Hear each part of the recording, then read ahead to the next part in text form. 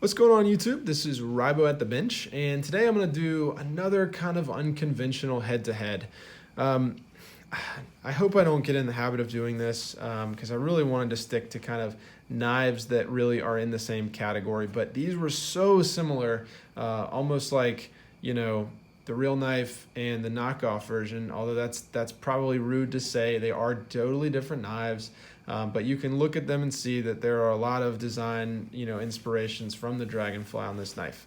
And so I thought, even though this is a $60 knife, this is a $30 knife or whatever it is, let's just do a head-to-head, and just for the sake of having two of the similar knives in the frame together, and let's see what happens. So, baseline measurements. Here we go. This one super light. This one's super heavy. I can save you some time. 1.1 ounce there and 4.4 ounces there, so over 4 times as heavy.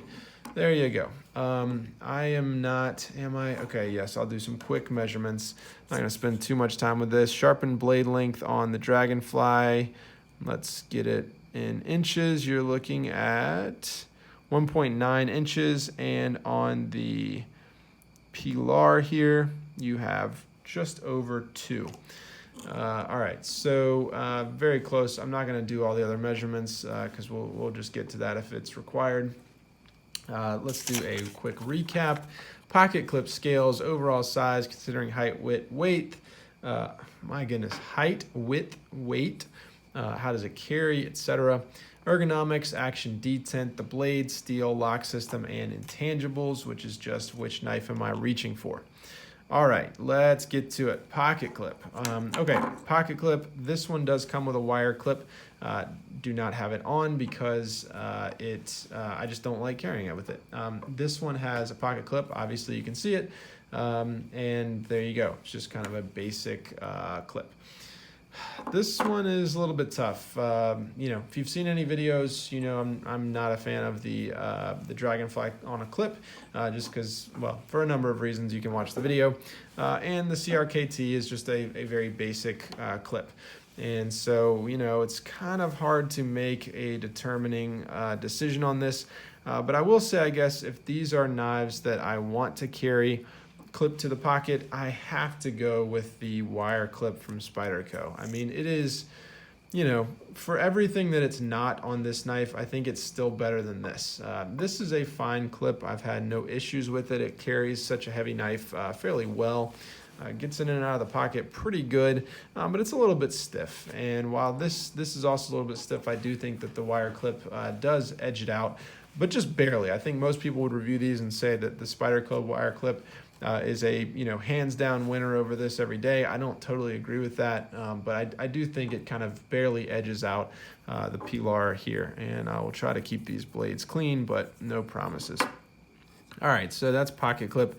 Next up, scales. So scales, you're looking at FRN versus just some bead blasted steel here. Again, just for me, I have to go FRN. My hands sweat a ton. I've said this before. I'm not usually a fan of all metal knives just because I have trouble keeping them in my hands. I love the look of this. I think that this is a very nice looking knife. But I like the functionality of the FRN and the bidirectional texturing, so that one's pretty easy for me. Overall size. Okay, so you're getting a little bit bigger blade on the Pilar here, and you're getting, a little bit, you're getting a lot lighter knife with the Dragonfly. You can look and see that roughly they're going to be about the same in terms of width and in terms of height. And so really it comes down to one measurement. You know what it is. Of course, it's the weight. This knife is 4 times as heavy as the Dragonfly. So how can I give the Pilar, I don't know. But how can I give that an advantage? This is 4 times less heavy. And so this disappears in the pocket, whereas this dominates the pocket. So overall size, Dragonfly. Ergonomics. This one I'm actually going to give to the Pilar. So for me, my hand size, this just feels very nice in a variety of grips. I can really wrap around, and I have done this, cutting cardboard and that kind of thing, where I can really get a full fist grip on this and just expose the blade and really bear down on stuff. I can use this as a cleaver. I can, a number of different ways in cutting tasks. I've done kind of this kind of cut before. This just feels very, very good in the hand.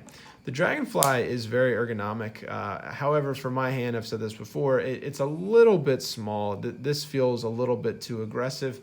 And so while I can do a number of those tasks, ultimately it feels a little bit too flimsy for that. It's just a very small handle here.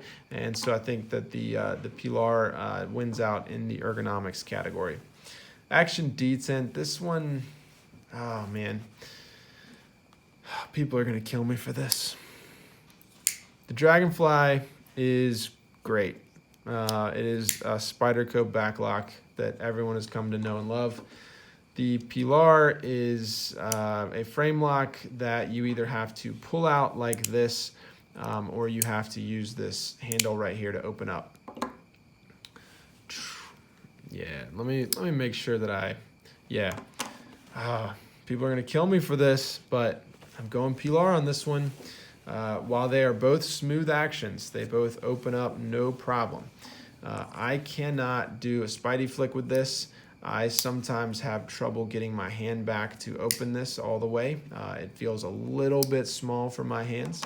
However, with this, I have several different ways of deploying it. If I can manage to do this, I can do one of those. People with smaller hands, probably a little bit better. I can also do the flick here most of the time, and I can just grab that blade and open it up.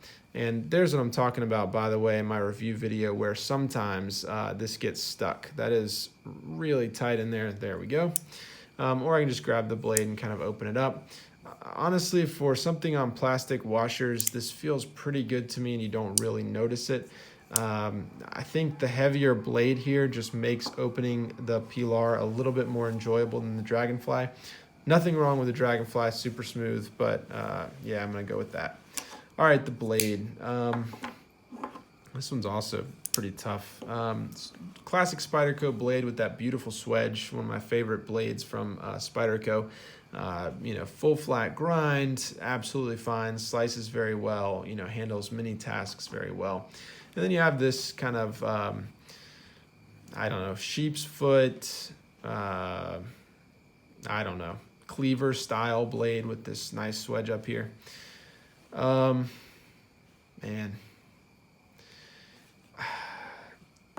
I can't believe I'm doing this, but I'm going to go with the Pilar on this one. I'm just a sucker for sheep's foot blades. I've had a lot of fun doing cutting tasks like this with this blade.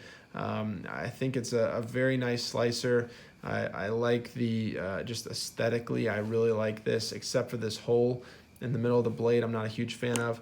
I pretty much can say everything the same about the Dragonfly. I love the blade geometry. I love the swedge. I like the overall look and feel. I think it's a very, very, very good slicer, and I actually like the hole on this blade. But there's something that's just a little bit different with this one that I'm just drawn to it just a little bit more. And so I'm going to go with the Pilar on that one. All right, steel. Obvious win, VG10 versus 8CR13 MOV. If you have a problem with that, you should probably unsubscribe from my channel. Lock system, back lock, frame lock. I have said in my review that I actually really like the frame lock on this knife. Which is uncommon for me. If you watch the channel, you've seen my comments before, but I really like the frame lock on this.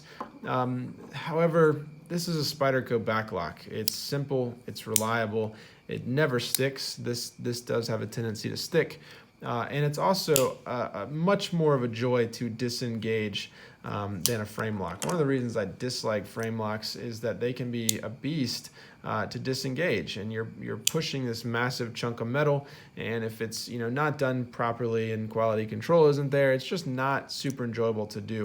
So you're kind of jamming your fingernail up against that, and it just doesn't feel all that great.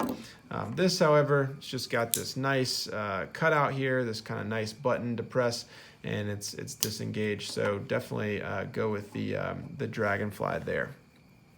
All right, so we have 4, 7, 1, 2, 3, 4, 5, 6, 7. Okay, cool. So I don't think I gave the Dragonfly one there. There we go. All right, so that means Dragonfly is at 5-3, not surprising. And so here we go to the intangibles. And this one is a little bit tough for me.